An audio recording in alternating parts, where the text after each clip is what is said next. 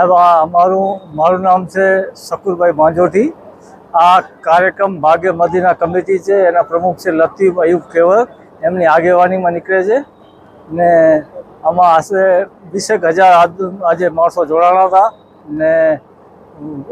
નૂરી મસ્જિદથી લઈ ને ગાંધીધામમાં આપણે ગુડ સાઇડ પુલી આગળથી થઈ ક્રોમાનો શોરૂમ, ગાંધી માર્કેટ થઈ, કચકલા રોડ થઈ ને અહીંયા આપણે દુઆએ ખેર અને તકરીરનો પ્રોગ્રામ રાખવામાં આવ્યો છે। સાહેબ આજે અમારા હઝરત મોહમ્મદ પૈગંબર સાહેબનો જન્મદિવસ છે ને